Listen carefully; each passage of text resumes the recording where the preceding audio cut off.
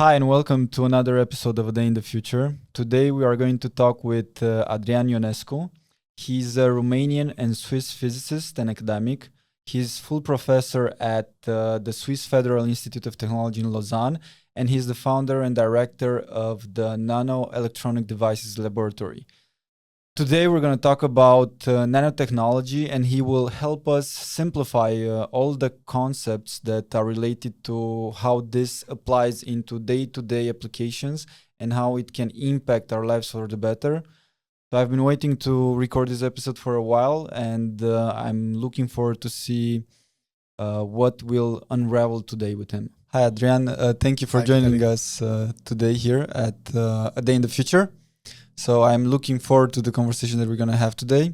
Based on our conversations up until now, I'm excited about what the audience can learn about nanotechnology, the latest developments in this area, and what are the real-life applications that can make our lives easier.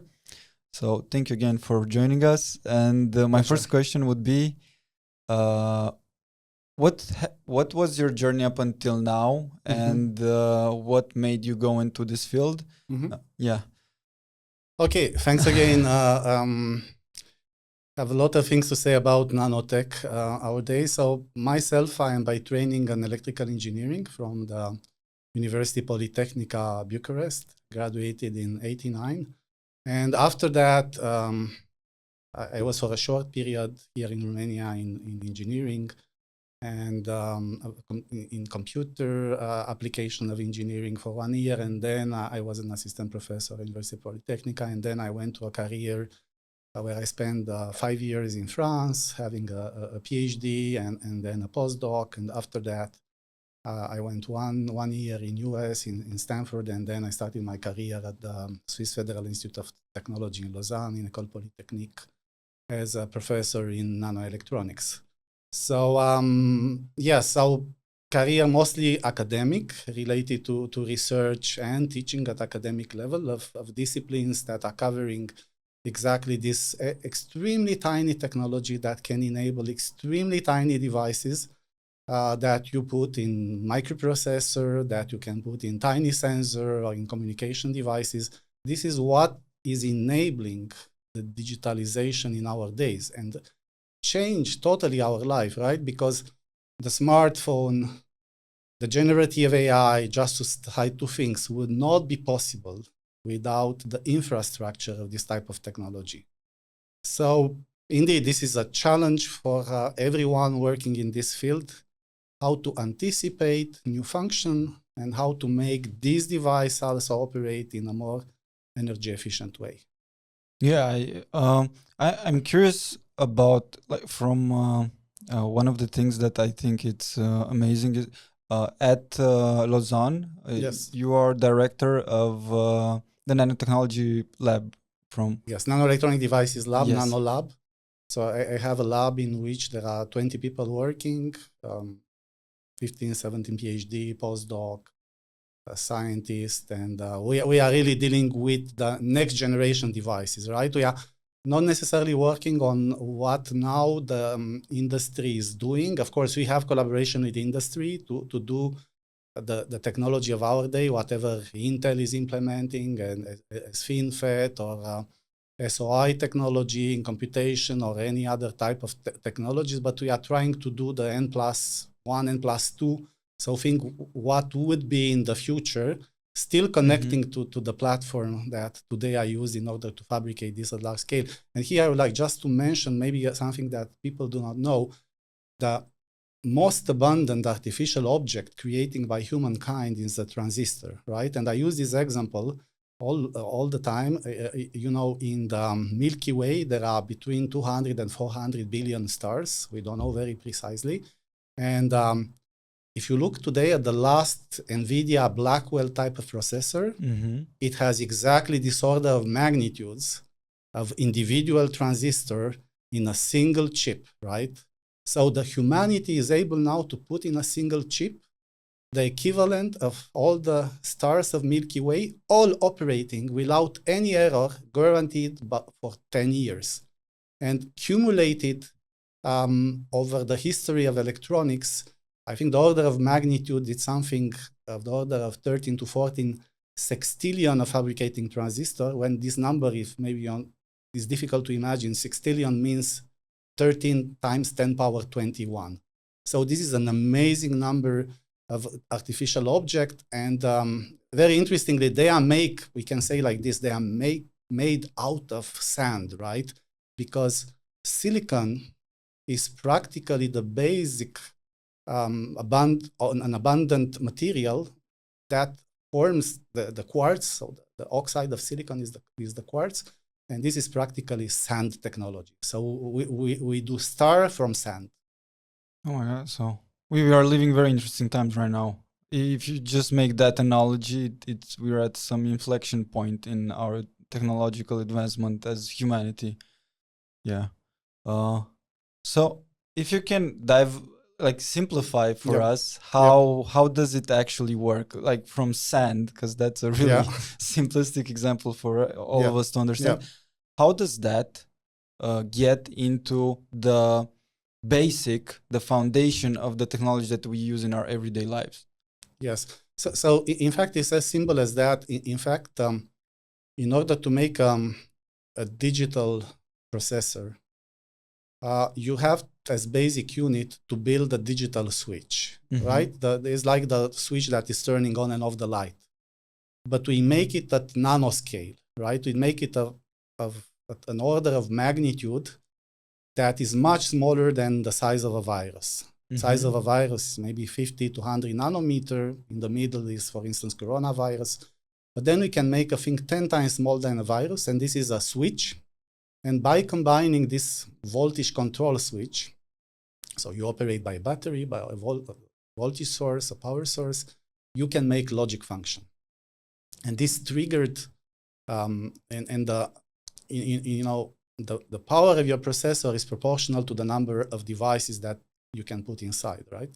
And this triggered this amazing technology that a digital microprocessor. Of course, there is another related technology with memory technology, because you have to store also this information.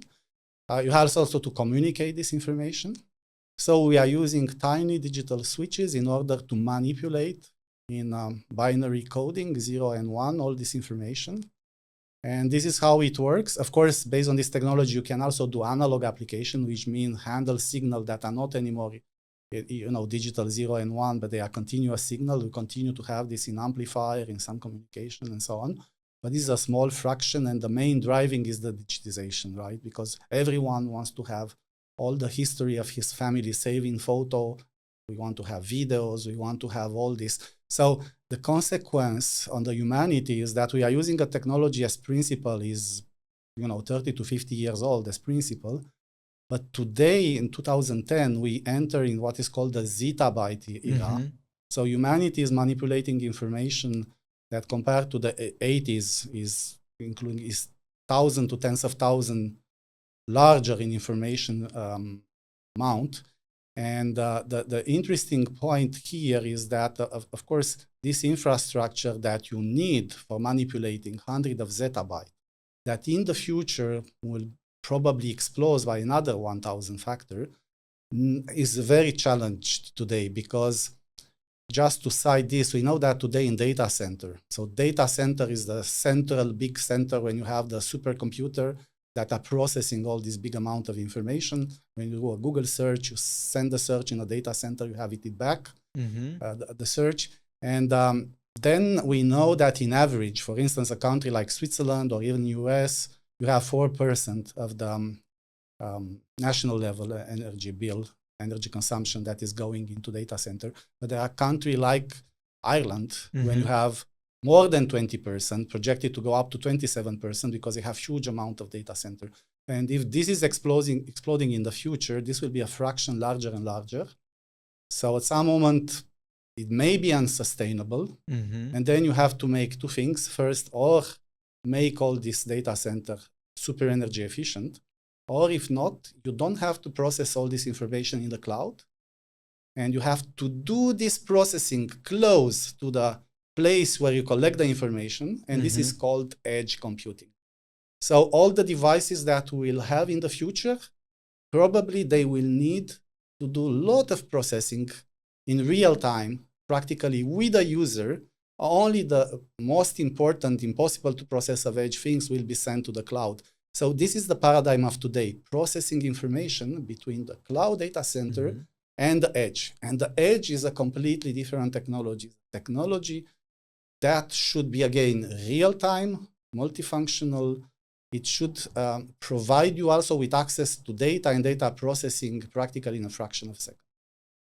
And because this makes things more efficient, it makes things more scalable, yes, sustainable. What are the potential risks or disadvantages that, or what are the challenges in going there right now? The problem is very complex because I think now we start to look at these two classes of application in the cloud. And here you have heard probably about what is called quantum computing. So quantum computing, these are computers that are using the famous notion of qubit. So qubit, they have practically, you go beyond the notion of binary encoding. So you have a superposed information. You couple n qubit 2 power n practically states in a single physical space as a single moment of time. And when this n becomes very, very large, you have super powerful order of magnitude computing power. However, this is a cryogenic technology. It should work at below 1 Kelvin, few hundred millikelvin. So you need super big fridges consuming tens of kilowatts. And this you cannot put in your pocket yet. Yeah. On the edge, the challenge is to make a technology that can infer practically from data different type of event detection or decision with the technology that you put in your pocket.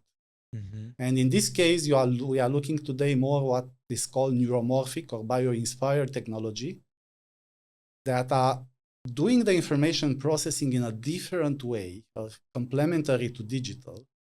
So for instance, in spiking neural network, we are using what biology is doing. And this is something very, very new. Biology is not processing information digital, 0 and 1.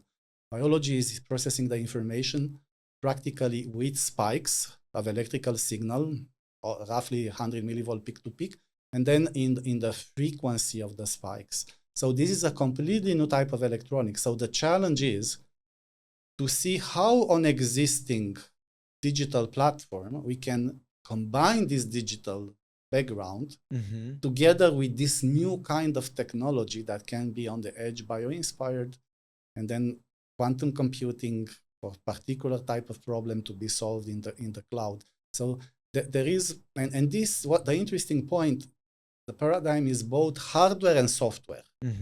Because all these things cannot work with the existing software. Yeah, exactly. And they need the hardware. So it's kind of, you have to have the first success stories in which, and there is another part of the information in which you are still very good in digital format.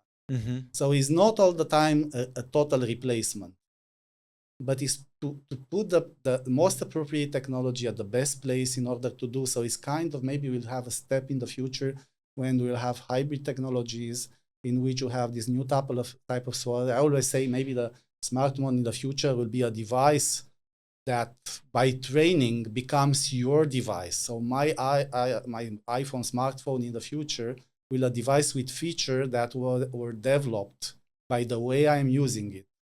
And it can be smarter, less smarter in certain field by serving my needs. And this we don't have yet today.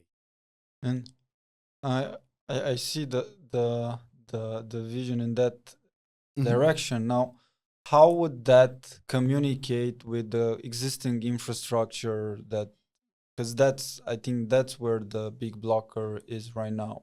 Yes, true. Now, one of the big blocker indeed is the communication between edge and cloud, because there is latency, right? And we like to reduce this latency down to the millisecond or less.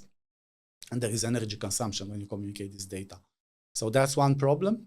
And this is the reason you want to bring more and more processing on the edge. Yeah. But in the other question is exactly what you ask.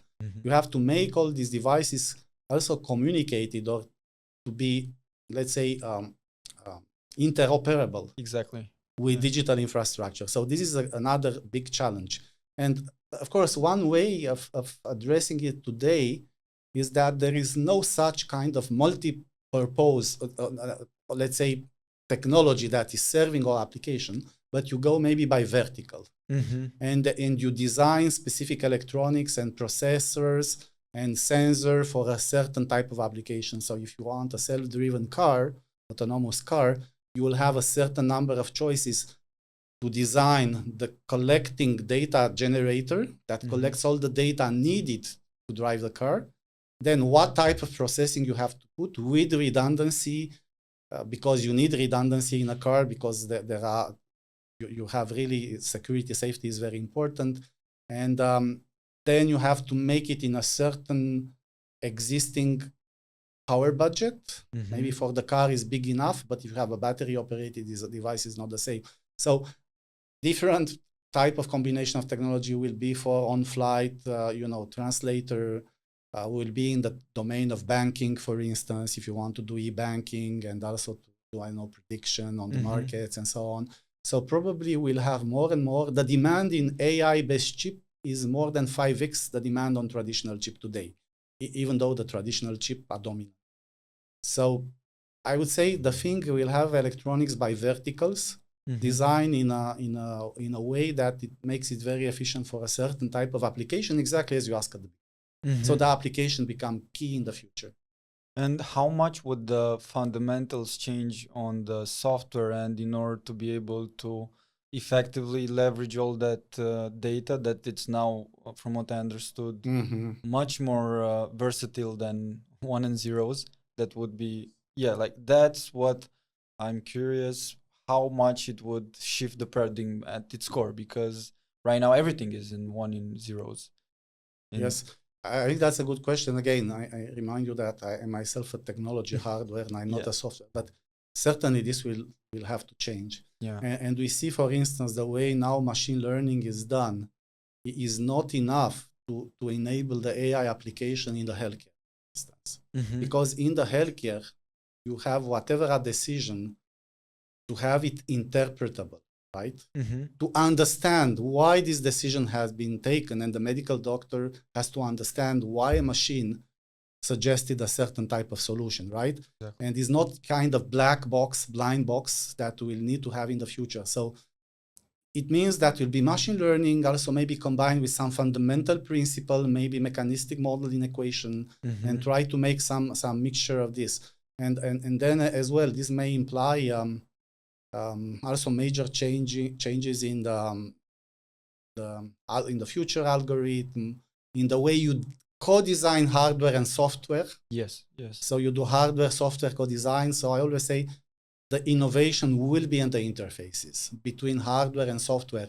So even though at some moment people may say, oh, technology stagnated and software has an explosive development, now we are a bit back to the interface, because hardware is important.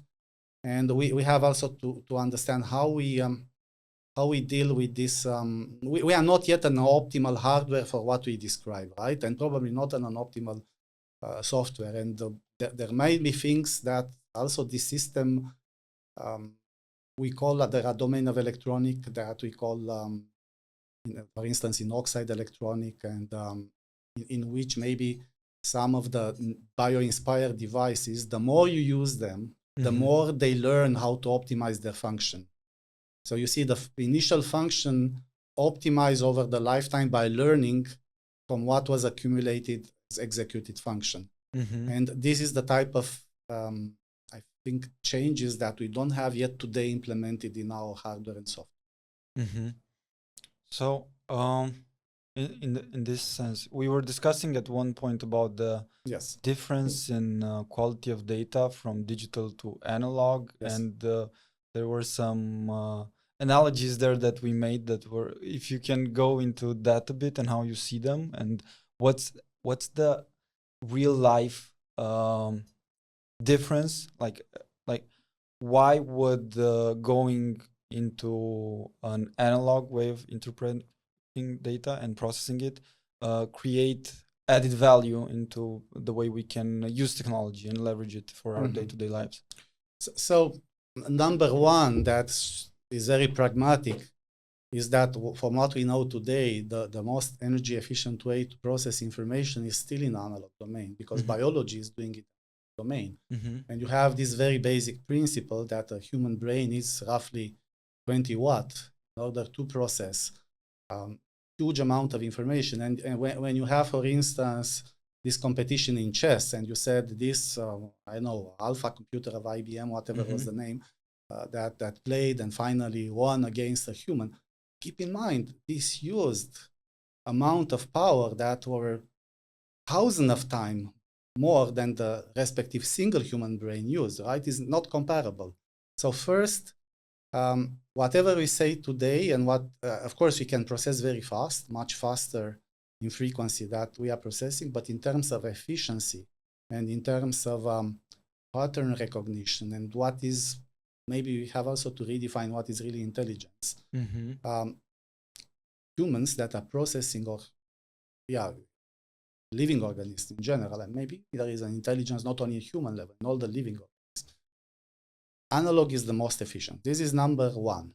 Now, of course, there are a different type of opinion here by saying, yes, you have to be bio-inspired, but not necessarily to exactly mimic what analog, because you may have a technology that implements this, but it can do much better by the principle of biology, right? So this is a very interesting thing, is kind of extending human capability, sensing, computation, making kind of superhuman by adding this. So this is the power of analog. Also on the edge application, analog is very, very important. So because again, you need a real-time the energy efficiency. Analog, it comes with some other challenges. For instance, systems that are in the analog domain, they have some particular other type of noise. So in sensor that are analog and you use to collect information, you have a certain type of signal to noise that is different from the one in digital. So you have, for instance, systems that are stochastic or probabilistic, and we don't know yet how to design fully electronics with stochastic noise, which means I execute a function, is extremely sensitive, but if I repeat this function will be never exactly identical. Exactly. So I have, and this is one of the challenge of analog. But it remains, I think, argument number one is really the energy efficient. Analog argument number two is that today we start to have the technology to implement that, what we call neuromorphic. And we see really a lot of needs in the medical domain, for instance, in prosthetic, in the future, what we call digital twins, in which this analog technology can serve a lot. And I take this example of data generation sensor that can directly generate what they sense into analog spiking processor instead of converting analog to digital. So in this conversion, analog to digital that we use today, we sense the analog word, we process in digital, and then we recommunicate in analog. So you do two conversion, and each conversion you lose a lot of energy. So analog will somehow solve this problem. But I'm not saying that analog is a solution for everything. So maybe solution for some particular things, as I was citing, for instance, this type of data collection of the edge. There could be a clear application where digital still remain the driving. When you need volumes, not quality, like when it's quantity over quality, that's when maybe digital is a better application. Yes, absolutely, it can be, and also as well, there are domains in which just having the big data, the big amount, is very cited, this expression. I think it originates from a Stanford processor that you say when I'm doing on large data sets, let's say machine learning. And fortunately, if these data are very poor, I cannot expect to reach a certain level of the output. He was saying garbage in, garbage out, right? And in part it's true. Maybe you can do a bit better with the advancement of different techniques, but in the same time, we need technology that are capable to generate deep data, especially in the medical domain. In the medical domain, if you want to take decision, and that should be really relevant and should let you to go into prediction with very low error rate and avoid medical error, then you have to have this type of deep data. And now I think it's a good time to go into an application in how the technology can be embodied in something that we use on our daily lives in the medical field. That's the startup that we were discussing about, startup or spin-off. Yeah, Exensio. Yeah, so I want to mention here that after doing a lot of research on how this technology should be designed, implemented, and we have the chance in Switzerland to have one of the most well-equipped clean room. So we always fabricate and test proof of principle that are scalable and compatible with this advanced microprocessor technology. At certain moment in time, when we are discussing at the very beginning the onset of this edge technology, we started to look at technology at the edge in which we can make new classes of nanotech-enabled edge sensors, so very tiny, that have very fast response and super sensitive. Based on the same technology, I would say same or similar technology platform as used for digital CMOS. And this generated this idea at some moment to create startup from our lab in Switzerland. This is also possible because in the system, academic system in Switzerland, professor can create startup and they can have roughly 20% of their time dedicated to this type of thing. And then with the help of some, let's say, good initiative from some young people that came from MIT business school, and we created this startup. Is a startup that is looking to extend what the glucose monitoring system, the CGM, is doing today. So we know that today Abbott developed a technology that is able to measure almost continuously for diabetic people the glucose level, but not in blood, in interstitial fluid. And this is an interesting thing because in general, in the medical domain, most of the gold standard are based on blood sample. And we know this level of markers reflects a disease or non-disease person. However, blood sample is not easy to take frequently, and is also lab analysis, takes time. And we have seen in very fast developing type of diseases, you need very fast to know what is the level and the dynamic of a certain marker, right? We have seen that in COVID with cytokine storms. So you have a lot of patients in the emergency unit. Only some of them develop cytokine storms, but you don't know at the beginning which one. And the reaction time should be very fast, minutes to hours. You cannot afford to let one day to do lab analysis and have the result after, right? And the technology we develop is a technology, again, that would be able in the fluid that you have between cell or under your skin is called interstitial fluid. You have an amount of 9-12 liters of interstitial fluid. You have the majority of the marker in blood there. And then with a very, very tiny nanosensor that will be put on the top of a millimeter needle, you can sense this data in real time and then process it locally. So you may do denoising, or you can do multi-parameter sensing. And then you can send it wirelessly, right? To an iPhone or to a smartphone or to the cloud. And then this gives almost real-time information to medical doctor to the dynamic evolution of a patient, especially for critical patient. But it can be also used. So this is a use in hospital. I just very briefly describe this technology, but it can be also used in the future. For instance, in many metabolic diseases, people would like to combine medication with some personal change in lifestyle.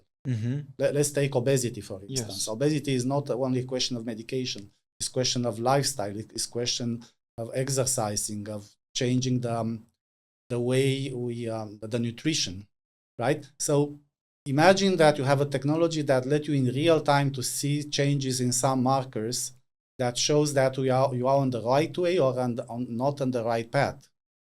Another example, antibiotics. Imagine you take antibiotics, you don't know this will be efficient.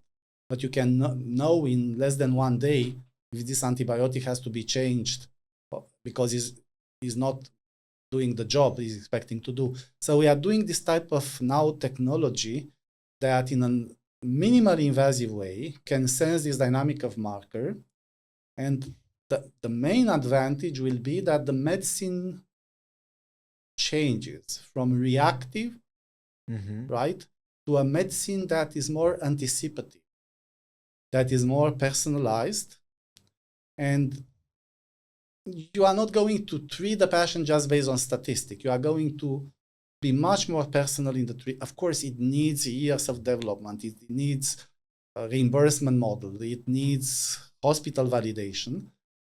But the interesting thing is now the technology is there, right? We have this technology in a relatively well-advanced level in the lab, and this is what the startup is doing. It's doing this technology for a particular type of marker. For instance, lactate in ICU room is one of the most dynamic marker for inflammation. For instance, in septic patient, to detect, let's say, the evolution of a septic patient, avoid organ failure.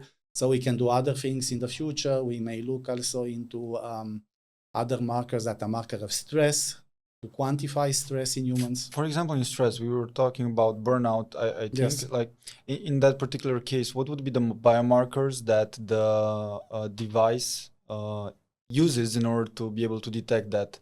Yes. So the main biomarker, let's say marker of stress, is a hormone. This hormone is cortisol. So it seems also you generate a lot of cortisol when you are facing a very extreme event. Your self-defense is a peak of cortisol in your body, right? When you are attacked and people survive to extreme event by mobilizing resources with peaks of cortisol. Yes. And we have a circadian rhythm of cortisol peaking in the morning and then relaxing, and there is a certain normal limit. And for instance, people that are extremely stressed or burnout have a disturbance of this cortisol. There are also rare diseases where you have to look in more detail also to the peaks of cortisol, not only, very rare measurement point. Today you take 3 or 4 measurement points and then you decide if someone is sick. And the interesting thing, if we'll be able to put a kind of device that you just place a patch on the upper hand and you measure 24 hours your cortisol, and then you see, okay, I'm then in what is called normal or abnormal. If it's abnormal, then you may see the origin of it, and you may have a treatment that can be based as simple as physical activity or some medication or some other things. But you start to have an objective marker of burnout that is very subjective today, right? Burnout is how you feel a formulaire in which you answer a number of questions. And we know, unfortunately, that by some reason, in this form, just because you don't want to release some particular things, or just because you're feeling, people are not very objective, not to saying that sometimes they are lying, let's say, in these forms, but they are not very objective in this form. While here you have a marker that will tell you, look, it's like in a disease, this person for sure has a problem with the circadian cortisol. We have to do something, and the treatment is there. And I want to pick another example that for me is amazing, is the example of medical error and adverse drug error. Medical error, adverse drug error is the third cause of death after cardiovascular and cancer.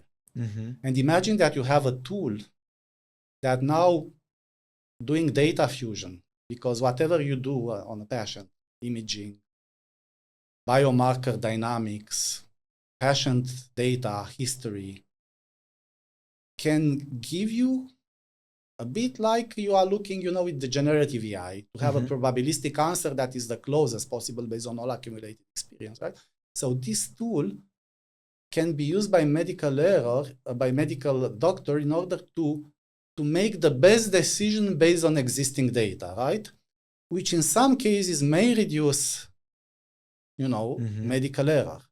So it's not the tool that will decide, of course, but will inform the best decision by the medical doctor.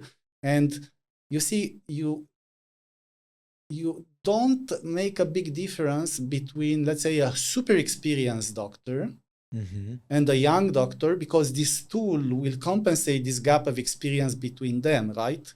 It will offer also to the doctor a kind of super intelligent tool based on real-time data and other type of medical data, led them to reduce this medical error. And I think this is an amazing Like a thing. sixth sense, or yeah. Yes, I think this is one of the benefit of this technology, and this needs this tiny sensor to collect information. This needs the AI, machine learning. So it's practically a fusion of all these technologies that let you to use all this data. Just to say that today in the hospital, the statistic I know is human being cannot process more than, I don't know, 5-10% of the data on a patient in the hospital. Is too much. Yes. Yes. So this is the type of tool that nanotech will enable. And this is one of my curiosity. If you are to look at existing technologies, yes, like, is it this new solution that you were able to develop? Is it doing better on the number of biomarkers that it is able to collect? Or is it the efficiency? Or is it the cost, the reduced cost? Like, if you were to go into the added value, what would be that? Yeah, this is a very interesting question, because you're asking like someone that is very like a VC cap investor, right? Capital, because you're asking all these things because you want to see what is the distinguishes this technology is and the performance, but it's performance at what cost? Because if I have to pay something, right? I can give you an example, a technology that will cost 10,000 times more than today, more performance. Nobody will pay 10,000 euro for a smartphone, right? Now, the thing is that first, they can answer these two questions real time, because being tiny in general, you can detect almost real time what you want to detect. And also being very small, and imagine you make very small, big arrays of sensor, you can detect very, very diluted concentration. So, and in the same time, third, they need very little power. So when you put this together, you create this generation of sensor, and then you may answer your question about how much should I pay? And my answer is you will pay finally when this technology starts to be used at large scale, a cost that is scaled exactly as we have today, the processor in our phone, right? You can have the cost of a transistor, I don't know, years ago, there was a fraction of nanoscent. It was called the device of zero cost. So this is a big advantage. Now, there are also some other things you have to recognize. There is no kind of probably no limit of the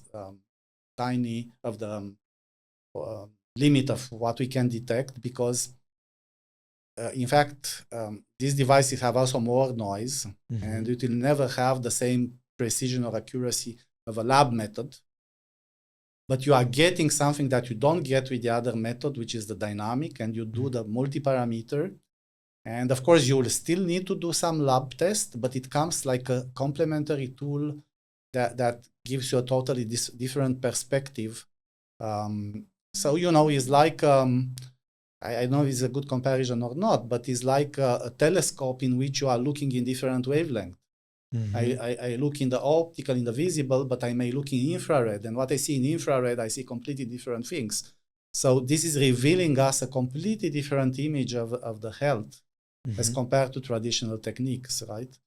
So, and I think there is a lot of demand in the future when you will start to build this idea of digital twin, digital replica of diseases of humans, like we do today, digital replicas of services in a city, distribution of energy, transportation, like, Singapore has a digital model of the city that they build with Dassault in order to manage the city. Imagine the same you will do for humans, for certain disease. I have a digital twin, I know of diabetes, and I can manage better the disease. And I know what I should address in the disease, and I can also put it in the pocket. So it also increase the dimensional interaction with people, right? It's not only the medical doctor, but with this type of tool, you also more involved, right, in your in the way you apply what the doctor is. And more responsible. More responsible, yes. And how big is it, and for how long can it continuously collect those?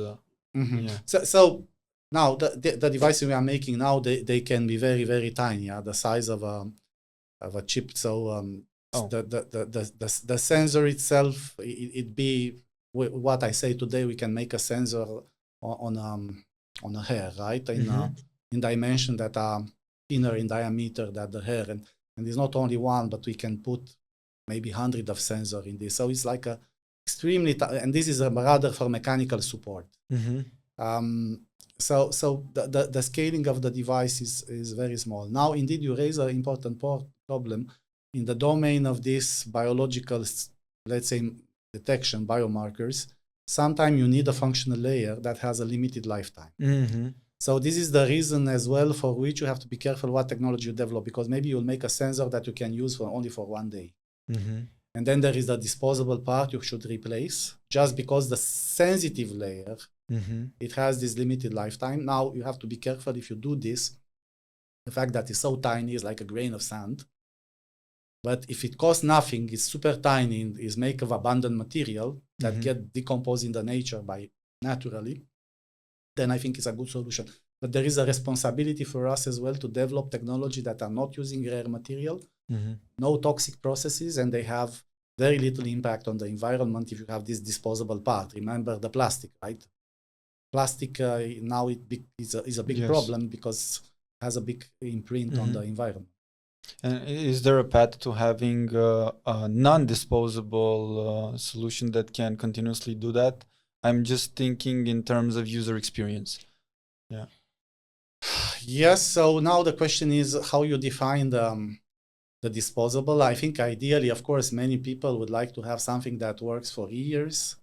Right? And they have long, like we have now the pacemaker. So we implant them and or charge it, I'm just asking from I mean, charging it remotely, this I think technologies are more or less there. So this is less a problem. I have not even too much said about how you charge them, how you keep the energy, but I think there are solutions at this scale. But your question is still interesting, because but then you go into another domain. There are people that are doing implantable devices, and then they should withstand for longer, but then the degree of invasivity is different. So you should also look at the reaction of your body. What I am talking is really devices in which non-invasive, most part of the device is outside, right? So I think you have to work with this principle in mind, right? I have a super tiny device. I have this example, very, very interesting, that was the idea of a professor in US, John Rogers, saying in the future we'll do electronic tattoos to measure the health, right? Imagine you have a technology like a tattoo, but it's a tattoo that you can have this tattoo that have a lifetime of 1 day or 2 days or 2 weeks, and they dissolve they wash out, right? But they connect at the end of the day or whatever with your local. Yes, you see, so they have a limited lifetime. This is designed to work for us. So this is similar. This system is designed by design. It has a certain lifetime. It's tiny, it's non-invasive, and it provides you with the function with it very limited energy budget. So I think this is an interesting, and we are learning, for instance, devices of this kind. If you look around us, they are there. There are the insect. The insect are the devices that can do. You take a honeybee, and the honeybee with an energy that is, ridiculous. They can fly, they can detect the flower, they can land on the flower, collect the pollen, went back with the compass in the head, interact with other honeybees. So these are the equivalent of edge devices of the future. So we have to take inspiration, and they are multi-parameter, right? They detect, integrate, and I think this is a proportion. What I mean, you raise this problem is very important. For the function that you want, if you want energy efficiency, you have to put proportionally the right level of intelligence. It makes no sense to put an Intel processor on an edge device that should do the function of a honeybee. Doesn't make sense, because You don't need that. For the moment, we are doing a bit stupidly like that, right? We are making super big things, and then we try to address almost all type of application with very powerful processor. But sometimes maybe you just don't need it. Yeah, I think a key will be here in adoption, how it integrates with the current lives that we live, and how this technology can, because that's been like along the years, whatever new innovation came to be, the key was how did you integrate it in the lives of people in that period of time? Because through different type of services or service improvement. So if you want to improve services in healthcare, quality of life, of patient, and so on, if people will see this has a real true impact compared to the traditional Western reactive medicine. Yes, well, then you do. This is the reason. Then also in different domain, when you'll start to see that people can better manage, I don't know, a city or whatever, because they have access to this type of technology and they can predict event. Now there are examples, there are big company, I can cite one company that is adopting this type of digital twin for making lean fab, like Siemens, and they much better manage the fab, and including in event that are not expected, right? It may happen something, but then you have this system that can give you solution in short time how to handle this urgency. So it will come easily. We are not used to that, but and of course we have to be very careful with data security, privacy, everything. This is very important. But instead of, it's good to have regulation, as European Commission is doing. I think it's very good because some of the data is very sensitive. But we have the challenge having the right balance between innovation and regulation. Yes. Over-regulate is a bit against innovation. So you have to put all the time the right balance and to discuss this. Yeah. Well, it's about the level of risk that you want to take in order to innovate, and it needs to be balanced. But you cannot innovate if you don't take any risks. It's just against the laws of nature. So one more question: how does a day in the future look like from your perspective, with your lens in what you're doing and in what you're the field that you're innovating in? Like in, I don't know, 10, 20 years from now, how does a normal day look like, enabled by the technology that can be adopted and integrated in our daily lives? So first thing, I think the day should look more stressful because we see that the new generation are extremely worried about the impact, with good reason, on the environment of this technology. So this is a problem that any option in the future, a future day should look like.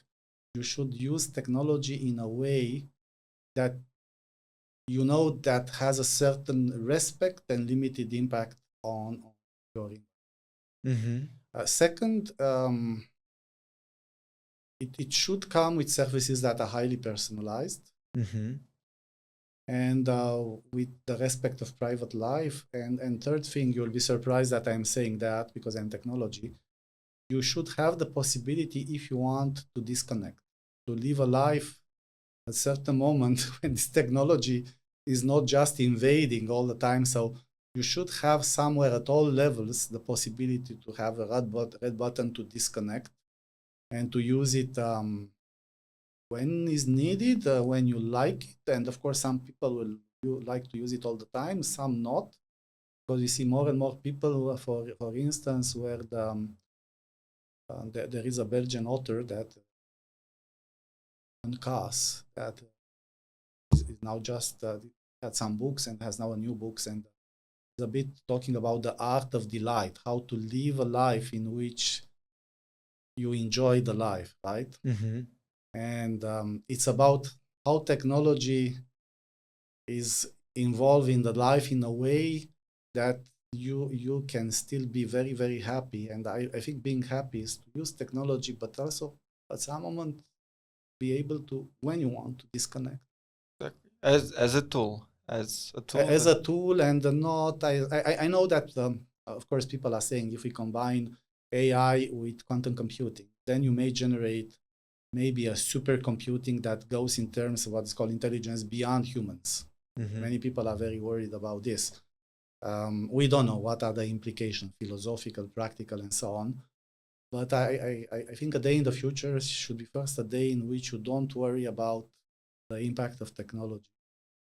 And what do you think we should do today, or what would your advice be for the audience and for me? Like, how can we act now in order to be able to steer the wheels in that direction as much as possible? Okay, so advice is too much said because I think nobody knows exactly. But what is very important is that I see that if this is well explained, and if you look at this different way of more responsible technology that is serving, and as you mentioned something very well, is from the beginning, including both fundamental, but also the implication on certain usage and application, right? So then all the young generation have a completely different motivation. And I think this is the first thing, is to educate this. If you educate this, then I think we'll have new generation of people in which it will not be business as usual. I don't know how to say what will be. It will be maybe there is maybe always a need of growth, right? Not necessarily as a theory of degrowth. You will need to do, but this growth should be responsible and should be based on certain other criteria. So responsibilizing people, making this embedded in the educational system. And I'm talking, I think these are not advice, but things that we are feeling. We should redesign the education system, the way we do the research, the way this is developed, in which there is not anymore business as usual. If you start from this, and you know very well, you or yourself, what it means business as usual, so this will redesign everything, right? We'll generate these new things that I think more positive for the future. Maybe it's a very naive perspective, but I think is a good one, because many times we do things because we are pushed by certain economic reason, opportunities, and so on. No? I agree. And I think these are the small steps that we can take, even with today's episode. Like, thank you for simplifying what nanotechnology is and can do, and in like real life applications that's easy to understand. Like, for me, it was a good lesson, and I think this kind of education done at a more general level is some steps that we can take in that direction. And with the perspective that you were saying, like being naive on the optimistic view of the world, I think that's the only way in which if you are to enjoy life, that's and think the best that can be in life, like that's the view that I for one have with everything that I do on a daily basis. Yeah, I prefer that instead of just looking at the dark side of the. I think we'll engage people in society. Yeah, thank you very much. Thank you, Catalin. Thank you. Yeah. So thank you for tuning in today. Hope you now better understand what nanotechnology is and how the universe relates to the NVIDIA chips that we discussed in today's episode. For more information and to see more episodes, follow us on social media, on Instagram, and make sure you subscribe to our YouTube channel. See you soon.